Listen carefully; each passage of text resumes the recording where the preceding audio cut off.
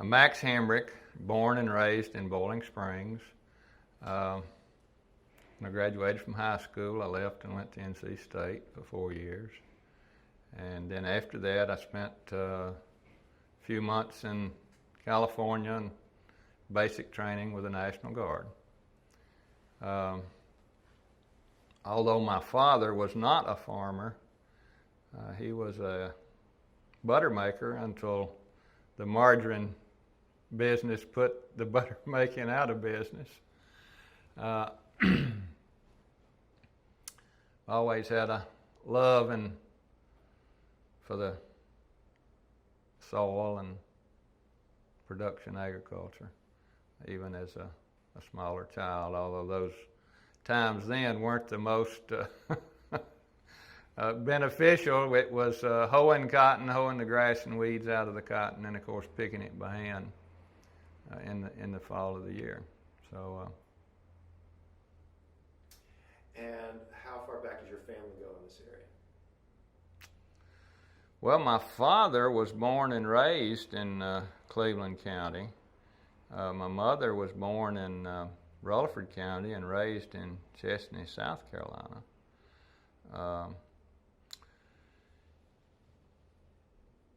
They lived their married life in Bowling Springs. My mother stayed at home until I was like probably second grade, and at that time she went back to teaching the sixth grade. And I was fortunate enough, or unfortunate, whichever the case might be, to have her in the sixth grade, and then she moved to the seventh grade. So her 2 years in a row. I guess that might be my undoing. Oh. And can you talk about your personal history with cotton, what it looked like to you as a young person, and then the realities of this business, and as you began to learn about the history? You can talk very freely about what you know about the cotton. Of course, when I was a child in the late 40s, it was a way to earn a little extra money, whether you were directly involved or whether your parents were directly involved in the production side of cotton. In the summertime, there was always people seeking those that would hoe the grass and weeds out of the cotton. And then in the fall of the year, to pick the cotton by hand. And to demonstrate the importance of cotton in Cleveland County in the late 40s and early 50s, and I don't remember the exact time it changed, but the county school system was actually on a split session. We would start back to school probably early August and go to school for 6 weeks, and then we'd be out for 6 or 8 weeks through the harvest season, which was normally September and October. The schools would just close for that duration, and the school children, whether their parents were farmers or not, everybody would pick cotton. I've many times heard Catherine Friedberg, which is Mr. George Blanton's daughter, talk about their father, who was the owner of First National Bank,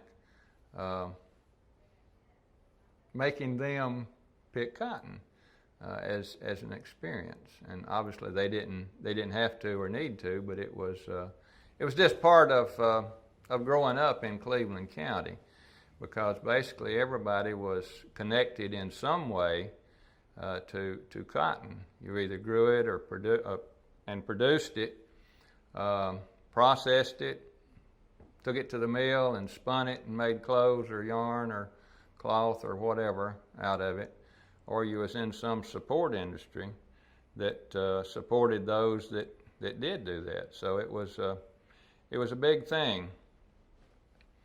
Then in 1949, the boll weevil came along, and that started the decline of at least the production side of cotton.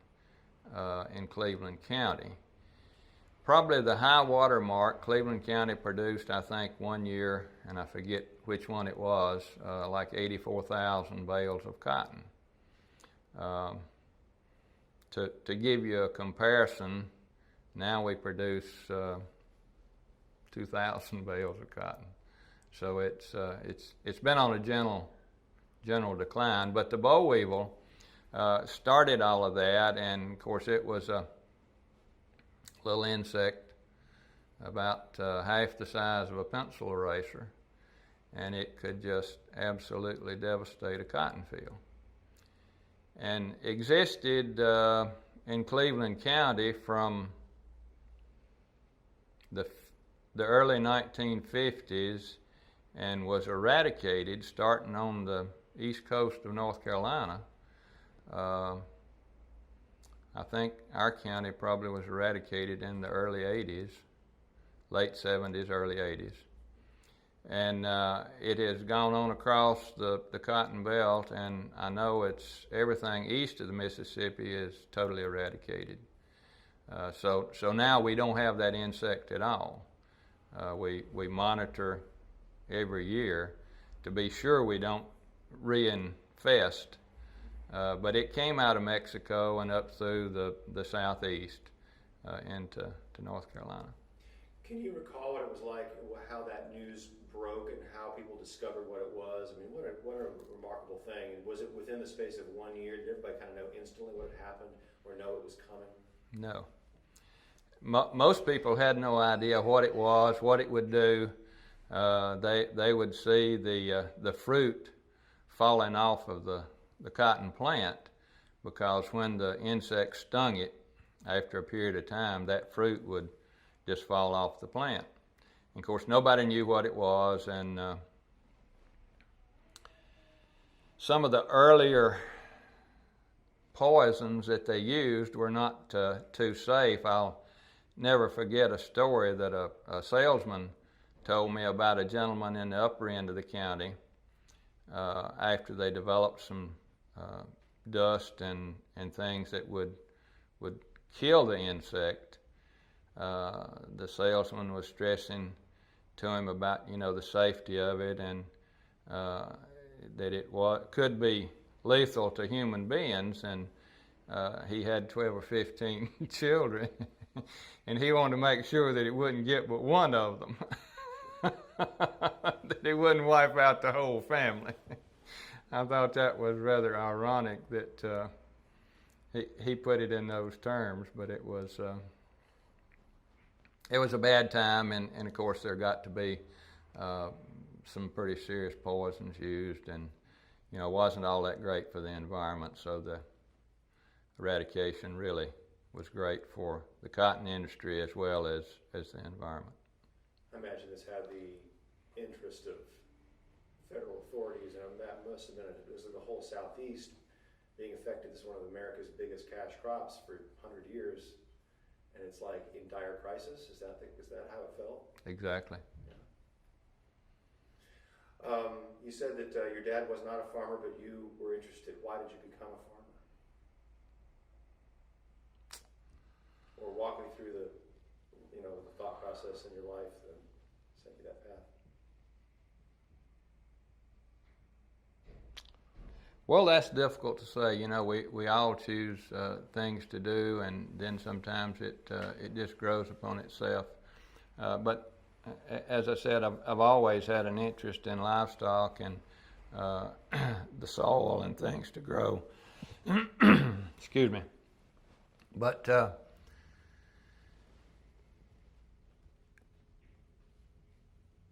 throughout high school, I did odd jobs and things for farmers.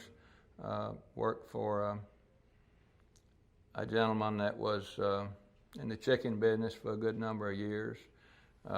Worked for a gentleman that actually was a school teacher, Dan Moore. Ended up being the principal and I guess finally superintendent. But he was farming, and of course in my childhood time, everybody had a connection, even if they did other things. As I mentioned, Dan Moore was a school teacher and taught science there in Boiling Springs for a good number of years, but produced a rather large acreage of cotton in the late 50s. And another school teacher, T.W. Martin, who ended up being principal there at Boiling Springs Elementary, also in those earlier days, I guess that was their summer job. They taught school in the winter and then grew cotton in the summer. It was just kind of a fit. But I ended up, working for these people and just got to love riding tractors and doing things outside. And then when I went to state, of course, I didn't have any idea as to what I wanted to do. Started out in pre-forestry, ended up in dairy science, and graduated with dairy science. And actually have been in the dairy industry for a while. We milked cows for a good number of years after I graduated. We'll take a little pause and make it.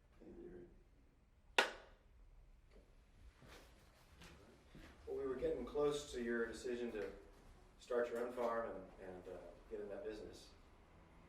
So if you could pick up where we left off, you've gone to state and then... I did, and of course at that time I had a lot of interest in livestock. And so throughout my time at state, my brother and I had developed a small herd of Black Angus cattle. My father owned a small farm there in town and had, through the earlier part of my childhood, mostly rented it out. So we sowed it in grass and got in the cattle business. Kind of by chance that we ended up in the cotton business. My brother Robert married a cotton ginner's daughter, Clyde Putnam. He married Suzanne, and he got started a little bit in the cotton business there. And as I came back in the mid to late 60s, we started looking for something to do, and we started growing a little bit of cotton, and of course had the cattle, and one thing led to another until we finally got to growing a good bit of cotton, at least for that time. If you try to put all of this in perspective, as a child, a family would not grow more than 20 or 30 acres of cotton because it was a very labor-intensive crop, and hoeing it, picking it, and all of this. So you couldn't find enough people to do a lot of the extras. And then as time went on, and the boll weevil had put so many people out of business because some people just refused to do any poisoning. And of course, having done nothing to control the little insect, they made no crop. So a lot of those ended up going out for public work, either to the mills or to some other means of employment. As time went on, the average production in the mid to late 50s got to be in the 100-acre range. 100 to 150 was a rather large cotton farm in Cleveland County then. And then when the cotton picker came along in the, I guess, late 60s was the first of the cotton picker. The small one-row pickers that would mechanically harvest the cotton. Some of the older people claimed it didn't harvest it, it just made a big mess. But anyway, it started, and then there came the two-row pickers in the 70s and 80s, and then they came on up to the 90s where there were actually 5- and 6-row pickers. that were operating here. So that's a little bit a history of how it evolved, and of course, as time went on, the acreage per farmer increased considerably because of the capital demands placed on the equipment that was used. So back to how I got involved in it. We started growing some cotton, and as I said, my brother had married a cotton ginner's daughter, and that got us into the cotton gin side of it a little bit.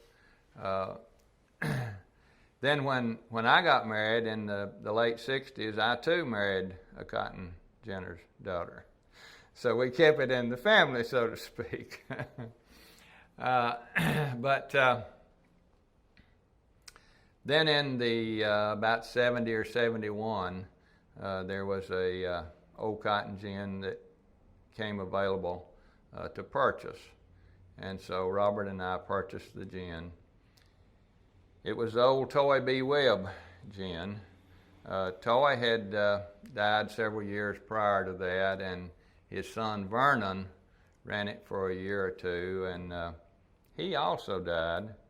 And Vernon's widow ran it for several years after that, and I think decided it was just too much and wanted out. So we bought that gin, which is the gin I still operate today.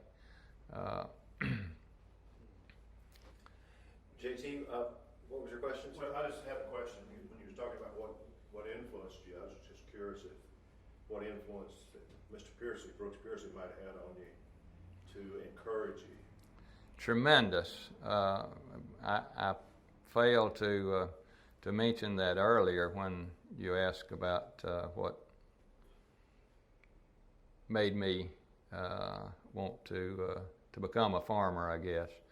And I don't know that his influence was that to become a farmer, but his influence, period, has been tremendous upon my life. He was... Did you mention him by name for the... Brooks Piercy was the ag teacher at Boiling Springs. Was a neighbor, really, to me. His property joined my parents' property on the backside. I lived 2 or 3 houses on past us.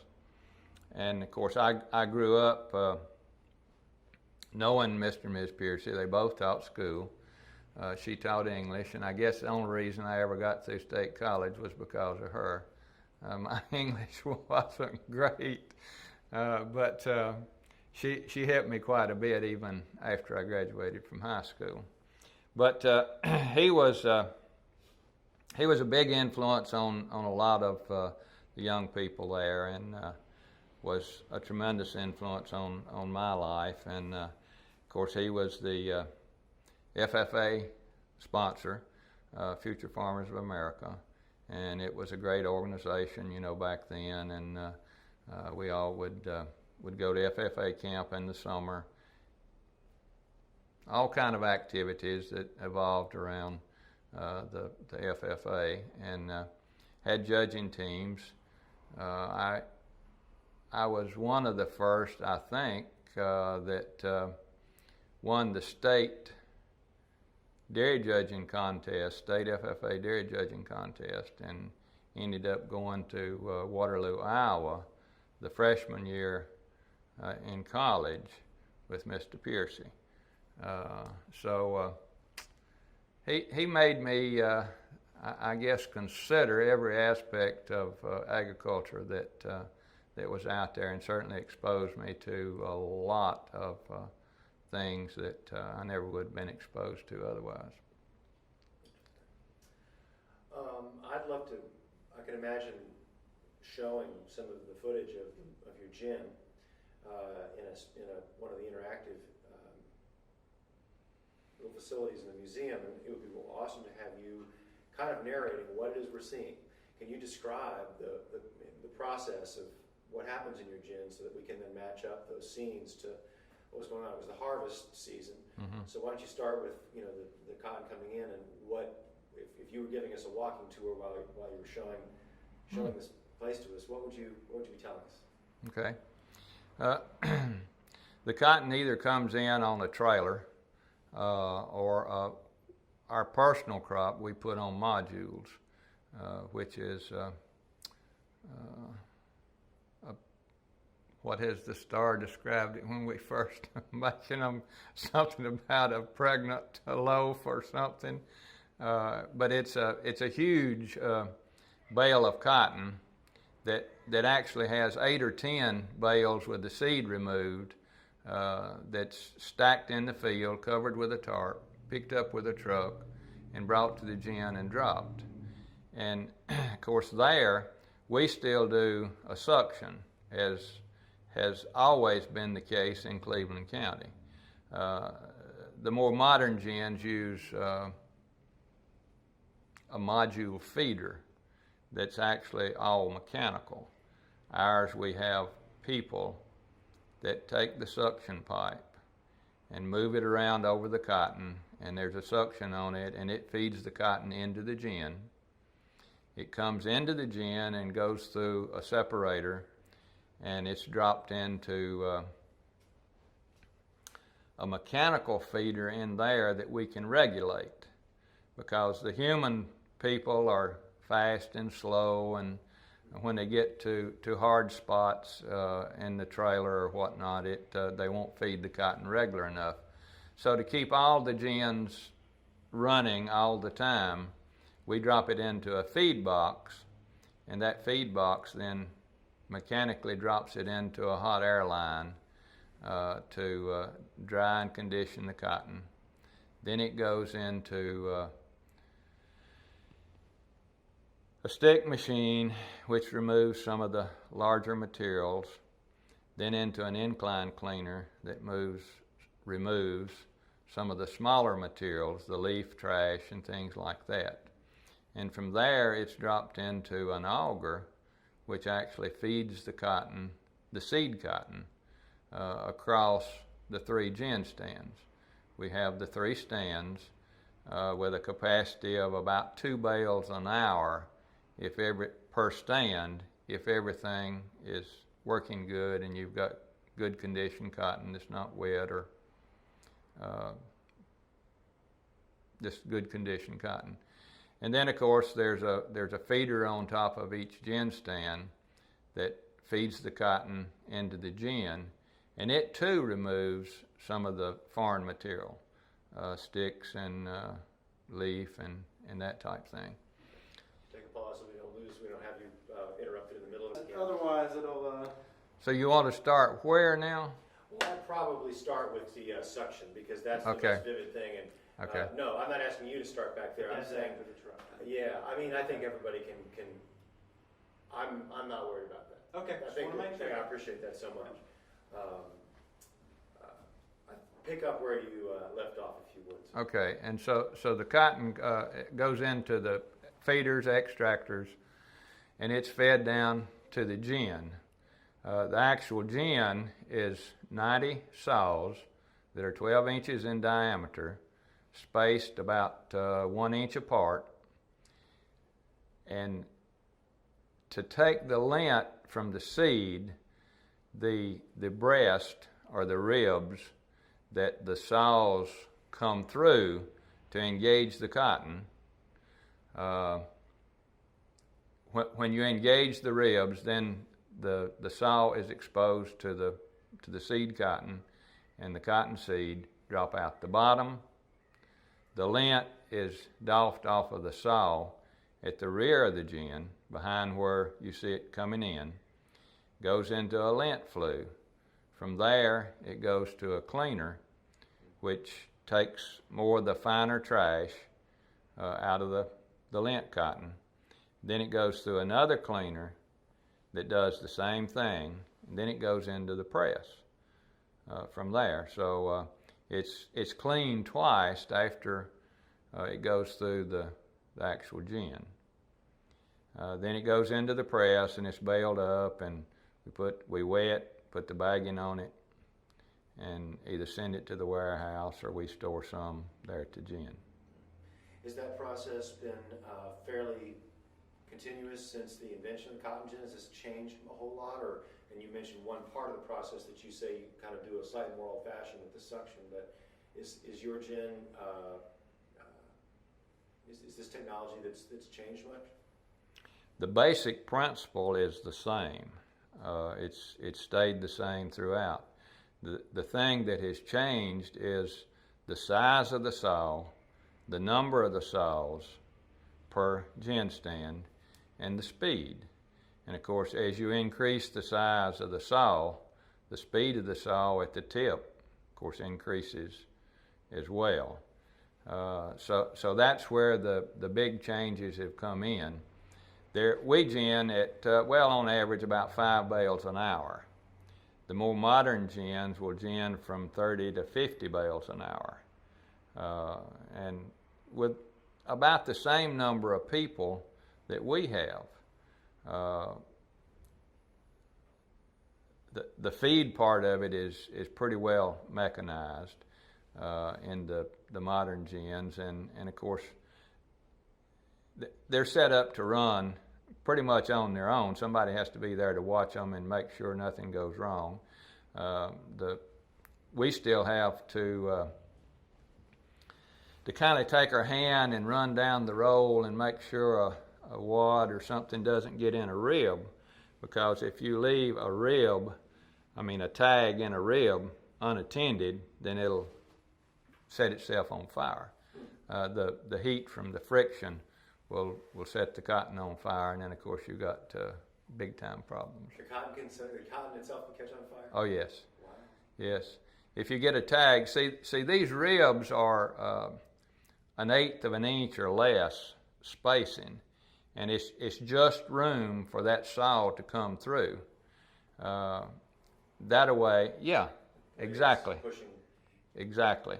So if a tag, or of course with the invention of the cotton picker, the big thing that causes to get in there is a spindle twist. It's where the picker didn't doff the cotton for several revolutions, and it builds up on the spindle, and when it doffs that whole wad off, it's already twisted up, and you really can't untwist it. So if it's not thrown out somewhere in the process of the pre-conditioning of the cotton, then it can get in there, and sometimes it'll hang in that rib, and it'll just sit there until the friction of the saw turning against it sets it on fire. Well, in terms of the economy of Cleveland County, and indeed the world economy, I'd like for you to walk me through what the different path of the cotton leaving the gin today versus, say, 1920. In other words, then it goes to a thread maker in Cleveland County or nearby, and to a loom, whereas now it may go overseas, or I don't know. But how would you compare? Because in terms of trying to document change in that cotton economy, that's what I'm getting at. Well, the earlier gins here used a big flat bale press. The bale itself is about twice the size of what we now bale. And the reason, transportation was not a big issue. Now, granted, in Texas, they had some gins out there earlier, probably in I don't know what the earliest high D presses were, but certainly in the 50s and 60s they had some higher density presses that made the smaller bales, but yet would weigh the same, hold the same amount of cotton. And somewhere along in probably the 70s or 80s, the cotton industry standardized the bale size.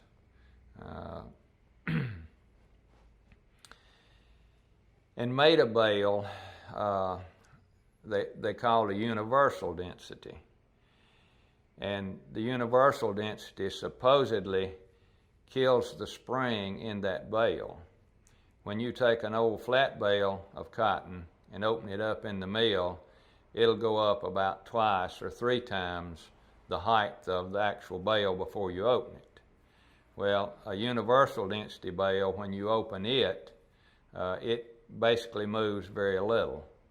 And of course, with the advent of the mechanical feeders in the mills, they couldn't have varying heights of the cotton in the opening room for the mechanical equipment to go across. And they have what they call a laydown, and I'm not a mill person by any means, but they would have a laydown of cotton that would be 18 or 20 or 30 bales of cotton at a time, and they'd get a little bit of cotton off of each bale, and it would all be mixed together before it was made into yarn. I'm not sure why they do all of that other than for uniformity's sake. But as we quit taking the cotton next door to be run at the mill, transportation became an issue, and with that, it demanded the higher density bales, and of course the universal density came on, and it's worldwide, I assume now. It's hard to sell an old flat bale of cotton. We put in a UD press in the late 80s, early 90s. Up until that time, we had local mills that were willing to go to the effort to break that flat bale down. In other words, they had somebody that would go out there, and when they opened it up, they'd take them all down to the same height, so they'd feed evenly. But got to be harder and harder to find that mill that would run our old flat cotton, so we put in a UD press in the early 90s. What was going on externally that made force you to think about transporting further distances? Well, of course, the labor situation in Asia has taken the textile industry, not then, but certainly now, to that country, the cheaper labor, and you've got to be able to ship that cotton over there. And of course now, we used to consume up until probably the 90s, the United States consumed about 2/3 of what we produced, and now we export about 2/3 of what we produce nationally. And the textile industry was very concentrated in the southeast. North Carolina had a lot of textiles. Cleveland County had even a larger concentration of textile plants, I guess, than most North Carolina counties. And what happened there? Talk about that transition. Talk about watching those local factories and processing and milling and weaving leave. Well, the textile industry had done, I think, a fairly good job of staying competitive in the labor market to get and maintain good employees. And as a result of that, they simply priced themselves out of the market. As the United States became a world partner, a world trader, NAFTA, a lot of people have tried to blame and on this transition, but when you could ship the cotton over there, and they had the extremely low labor cost, it just made it impossible for the local concerns to compete. What did you witness younger people deciding to do with their lives during that change, both from farming point of view and textile work? Well, there's been that progression of people away from the farm for a long time. As I alluded to earlier, the capital requirements of a farm today are such that just the equipment cost, even if you're on rented or leased land, just the equipment cost dictates you spreading those costs out over a larger number of acres versus what it used to be when you maybe had 2 mules and a wagon and a few plow stocks, or then the smaller tractors and. What we're going for in the 21st century. Well. You know, how we're going. We've got 9 minutes on this card. Okay. Why don't we shift our attention to that? What Cleveland County's like now, and where you see things heading? Well, Cleveland County has seen some diversity in things. If we back up, and I guess PPG came here in early 50s. 59. Okay, excuse me. The later 50s, and it gave an excellent employment opportunity for younger people. And I hate to say it, but I know some people that I went to school with that went to work at PPG and now have retired. Worked their entire life there, and was just a wonderful opportunity. Fiber industries came in along that same time, and of course we're still trying to diversify the manufacturing and job opportunities for the county, so that we're not so devastated when one industry loses out to foreign competition, or for whatever reason goes by the wayside. Well said. So you're the mayor of Bowling Springs, correct? I am. And how long have you been the mayor? Well, I've been mayor since 1992.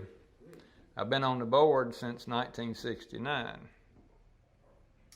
And what would you say the top few issues, the big picture issues your town's facing now and looking forward? What are the perennial things that people are concerned about?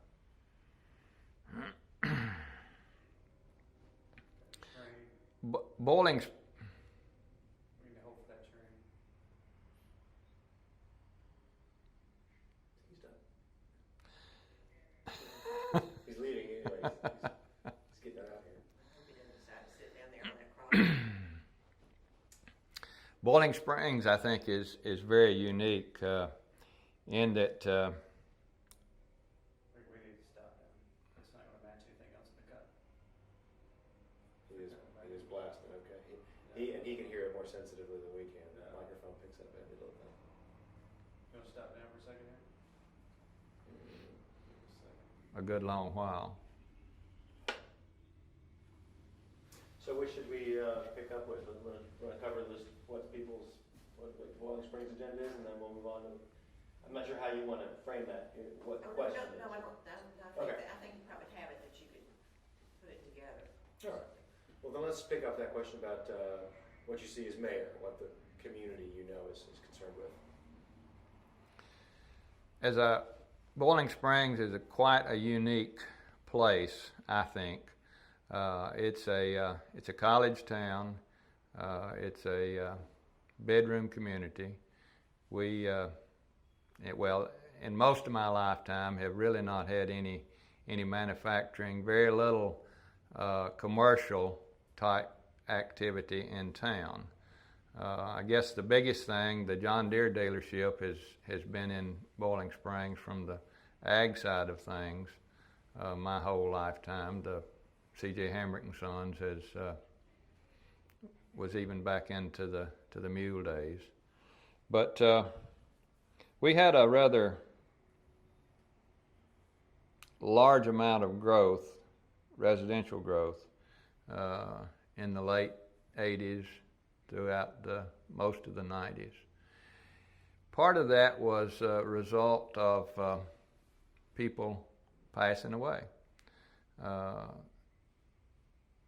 Landowners that had controlled land for years and, generations really, had passed on, and the heirs decided they could no longer keep it as farmland, and it was sold and split up, and some people bought it and got into the development, and were very successful in developing land. It's a good residential community, and people like to live there.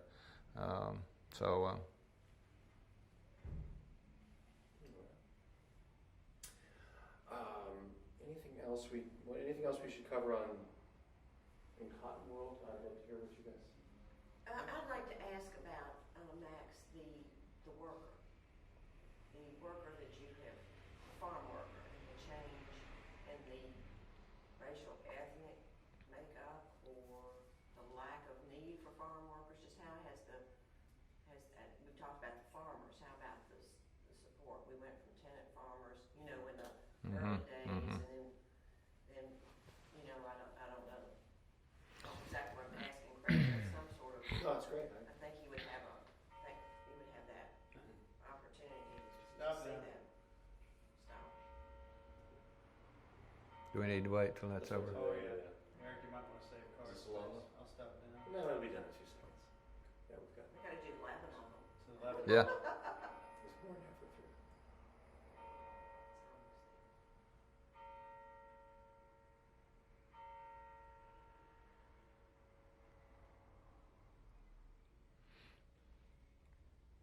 And we're done. Okay.